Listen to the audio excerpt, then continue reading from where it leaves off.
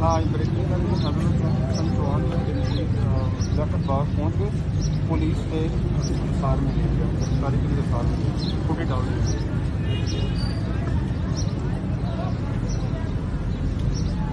चौहान साहब, गुज़िश्ता रात जो कुछ हुआ है उसके बारे में बताएंगे आप दोबारा?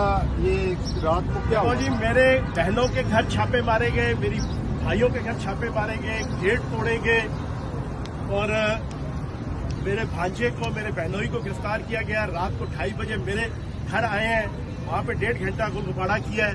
हालांकि मैं ये जमानत करवा चुका हूँ। जमानत कानून के मुताबिक जिंदगी गुजारने के लिए सबसे जरूरी था कि मैं बेल बिफोर अरेस्ट करवाता, क्योंकि हम कानून पसंद पाकिस्तानी हैं, कायदे आज़म मोहम्मद अली जिन्ना के पैरोकार हैं। हम कानून को हाथ में लेने के कायल नहीं हैं। और ये झूठा पर्चा है मेरे ऊपर।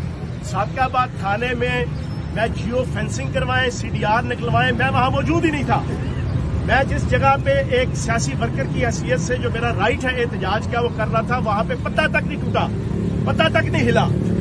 और ये झूठा पर्चे हैं और ये सिर्फ और सिर्फ हमें PTI और इमरान खान का साथ छोड़ने से मजबूर करने के लिए ये सारे टैक्टिक्स हैं जो हम नहीं छोड़ेंगे।